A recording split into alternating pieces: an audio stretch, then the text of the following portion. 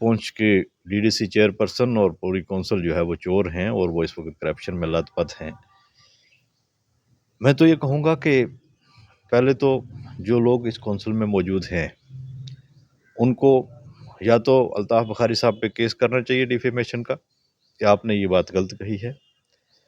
तो अगर वो नहीं कर पाते हैं या इस वक्त तक उन्होंने कोई एक्सप्लेनेशन ऐसी कोई बात नहीं कही है, तो इसका मतलब हमें भी कुछ दाल में काला ज़रूर नज़र आ रहा है। आप देख रहे हैं न्यूज़ सर इंडिया और मैं हूं अरफाज अहमद डैंग। आज की खास मुलाकात में हमारे साथ मौजूद हैं PDP state secretary Javed Chaudhary साहब। सर स्वागत है आपका न्यूज़ सर इंडिया में। बहुत बहुत शुक्रिया डैंग साहब। जावेद साहब, अगर बात करें हम पीडीपी की, जिस तरह के जलसे जुलूस महबूब मुफ्ती जी कर रही थी, आजकल कुछ थम सा गया है, कोई उस तरह के जलसे जुलूस दिख नहीं रहे हैं, कोई मीटिंग्स लोगों की दिख नहीं रही है, कारण क्या है? बिस्मिल्लाहिर्रहमानिर्रहीम। देखें, जहाँ तक पीडीपी का मसला है, सिर्फ पीडीपी का नहीं, सभी पॉलिटिकल पार्टीज़ का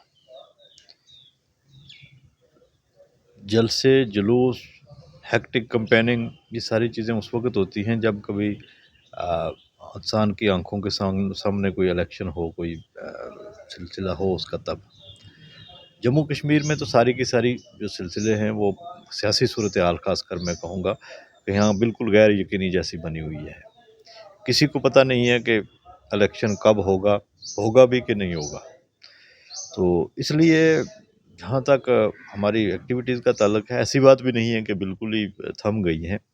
कल भी मोहतरमा महबूबा मुफ्ती साहिबा के रेजिडेंस पे कश्मीर में हमारी जो है वो एग्जीक्यूटिव कमेटी की मीटिंग हुई है। उसमें जम्मू के लीडर भी मौजूद थे, कश्मीर के भी थे।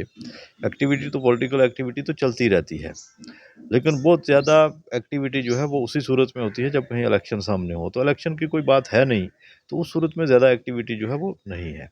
अलबत्ता जहाँ तक यहाँ की जो है लोगों की बात करने का मामला है, लोगों की आवाज़ बुलंद करने का सिलसिला है, तो वो वाहिद लीडर महबूबा मुफ्ती ही हैं कि जो हर इशू पे जो है लोगों के हर दबे कुचले लोग, दूर दराज के लोग जो हैं उनकी बात भी अगर करने वाला है तो महबूबा मुफ्ती ही करती है। जो साहब, अगर बात करें हम अपनी पार्टी की, अपनी पार्टी के जो प्रेसिडेंट हैं अल्ताफ़ बुखारी साहब, वो पीर पंजाल के दौरे पे थे और जिस तरह के उन्होंने इल्ज़ामात लगाए हैं वहाँ पे डीडीसी काउंसलर्स पे, कैसे देखते हैं उसको? देखें, हम तो अल्ताफ़ बुखारी साहब को इंडोर्स करते नहीं, क्योंकि जो एक बड़ा मुश्किल वक्त था जम्मू कश्मीर के लोगों के लिए, तो उसमें अगर सबसे पहले किसी शख्स ने अगर यहाँ के अवाम के साथ, यहाँ के लोगों के जज्बात के साथ अगर खिलवाड़ किया तो उसका नाम शायद अल्ताफ़ बुखारी ही होगा। लेकिन जहाँ तक उनके इस बात का ताल्लुक है कि उन्होंने एक प्रेस कॉन्फ्रेंस करके पुंछ में ये कहा कि पुंछ के डीडीसी चेयरपर्सन और पूरी कौंसिल जो है वो चोर हैं और वो इस वक्त करप्शन में लथपथ हैं। मैं तो ये कहूँगा कि पहले तो जो लोग इस कौंसिल में मौजूद हैं उनको या तो अल्ताफ़ बुखारी साहब पे केस करना चाहिए डिफेमेशन का कि आपने ये बात गलत कही है। तो अगर वो नहीं कर पाते हैं या इस वक्त तक उन्होंने कोई एक्सप्लेनेशन ऐसी कोई बात नहीं कही है, तो इसका मतलब हमें भी कुछ दाल में काला ज़रूर नज़र आ रहा है। जहाँ तक दूसरी बात है, ये सच्चाई भी है कि कुछ डीडीसी चेयरपर्सन को मेंबर या चेयरपर्सन खुद और कुछ उनके रिलेशन में, जैसे अगर किसी का फादर इन लॉ हो गया, किसी का बाप हो गया, किसी का भाई हो गया, किसी का कोई दूसरा रिलेटिव हो गया, अगर वो सब के सब ठेकेदारी कर रहे हैं और अगर पिछले 4 या 5 साल से हम वहाँ का स्टैटिस्टिक्स देख के निकालेंगे, जब से कौंसिल क्या में अमल है, कि मैक्सिमम जो ठेके हैं वो उनके रिलेशन में ही जा रहे हैं, तो उस सूरत में शक की सुई तो जाती है उस तरफ के फिलवाक़े जो है ये सारे का सारा जो सिलसिला है, ये सिर्फ़ कुछ फैमिलीज़ तक ही महदूद हो गया है।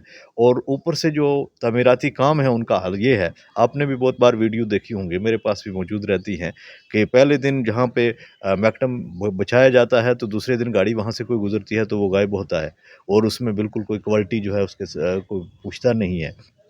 یہ ساری کی ساری ایجنسیز NIA SIA دوسری جو ہے ان کی نظریں بھی وہاں جو ہے تعمیراتی کاموں تک نہیں پہنچتی ہے. یہ تو صرف مخصوص آدمی کسی کے گھر پہنچتے ہیں، جی یہ ہو گیا، چھاپا پڑ گیا، اس کو اٹھایا، اس کو لیا. تو ان کو جو ہے اگر یہ گورنمنٹ یہ دعویٰ کرتی ہے کہ ہم بڑی صاف شفاف کام کر رہے ہیں، تعمیراتی کام میں جو ہے وہ عروج پہ ہیں، وہ تو زمینی حقیقت ہم جانتے ہیں. لیکن اگر یہ ان کا اپنا دعویٰ یہ ثابت کرنا چاہتے ہیں تو ان کو ان چیزوں کے اوپر نظر رکھنی چاہیے. اور الطاف بخاری کا جو ایلیگیشن ہے اس کو گورنمنٹ کو سیریسلی لینا چاہیے اور لے کے اس پہ کارروائی کرنی چاہیے کہ ایک اگر پولیٹیکل پارٹی کا ہیڈ اگر ایسی بات کر رہا ہے تو اس کا مطلب وہاں کچھ ہے. بالکل. تو جاوید صاحب اگر بات کریں ہم الطاف بخاری صاحب کی، آپ کے ساتھی رہے ہیں وہ، اور کافی کم سمے میں کافی زیادہ ترقی کر لی انہوں نے. سیکیورٹی کے روپ میں اگر ہم بات کریں، سیکیورٹی ان کے پاس ہے، آفس کے لیے ان کو جو ہے اکوموڈیشن جو ہے وہ پرووائڈ کی گئی ہے، باقی ساری چیزیں جو ہے ساری سہولتیں ان کو دی جا رہی ہیں. کیسے دیکھتے ہیں یہ سب اتنے کم سمے میں اتنی زیادہ ڈیولپمنٹ ہو رہی ہے؟ دیکھیں یہ ایک ہماری آپ بدنصیبی سمجھ لیں کہ جموں کشمیر کے جو حالات ہیں جو پچھلے 70 سال سے چلے آ رہے ہیں ان کو جو ہے یہ 5 اگست 2019 کا جو انہوں نے فیصلہ کیا اس سے بہت بڑا اور دھچکا لگا، اور وہ حالات جو تھے اگر کہیں بہتری کی طرف اگر تھے تو اس کو پھر واپس جو ہے وہ اپنی جگہ پہ پہنچ گئے. اور اس صورت میں حکومت کو کچھ لوگوں کی ضرورت تھی کہ وہ جو ان کا ساتھ دیں، جو ان کی غیر آئینی، غیر جمہوری، غیر اخلاقی جو فیصلے ہیں ان کو بھی لبیک کہیں، ان کے اوپر بھی تالی بجائیں. تو سب سے پہلا شخص جو ان کو جموں کشمیر میں ملا تالی بجانے والا، اس کا نام الطاف بخاری تھا. تو جب الطاف بخاری صاحب ان کا وہ ایک موتھ پیس مل گیا تو انہوں نے پھر اس کو سیکیورٹی بھی دی، اس کو آفس کے لیے بھی جگہ دی، اس کو دوسری جو سہولیات ہیں وہ بھی فراہم کی گئی. تو اس صورت میں تو میں نے پہلے ہی اس کا جواب آپ کو دے دیا تھا کہ ہم تو اس شخص کو انڈورس کبھی کریں گے نہیں، نہ کبھی کیا ہے اس سے پہلے.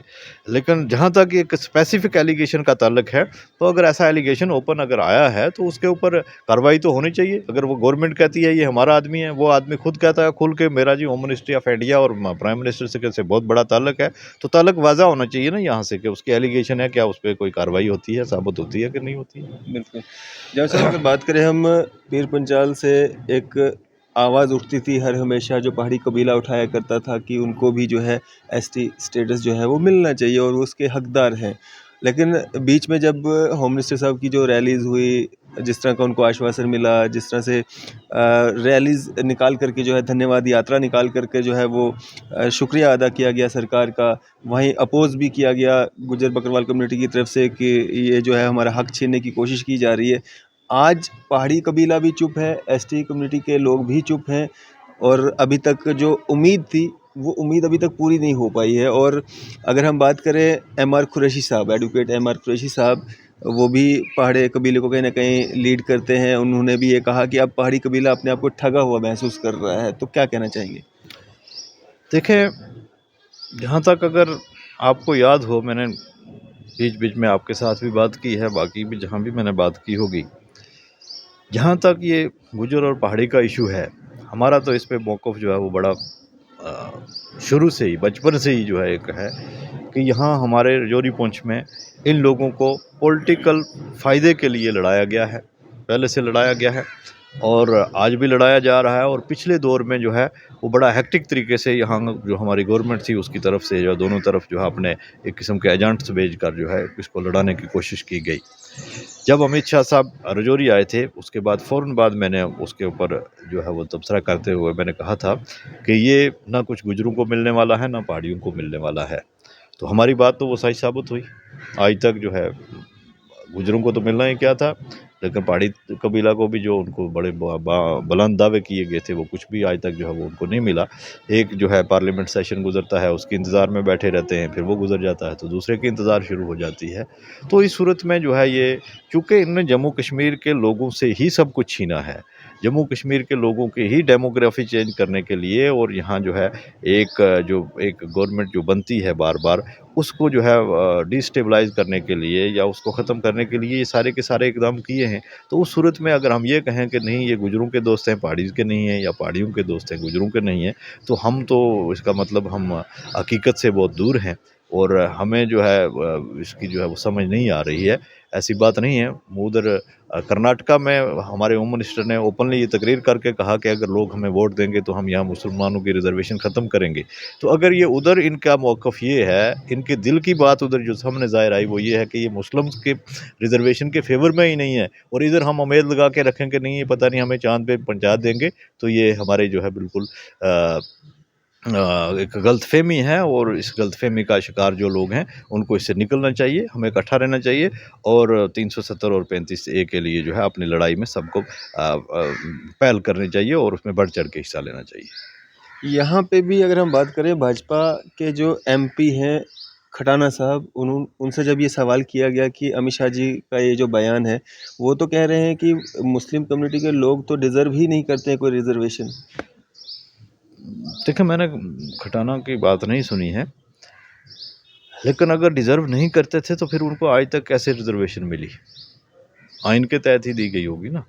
ٹھیک ہے، تو اگر ریزرویشن وہ ڈیزرو کرتے ہیں یا نہیں کرتے ہیں، بہت سارے لوگوں کو ہندوستان میں ریزرویشن دی ہوئی ہے.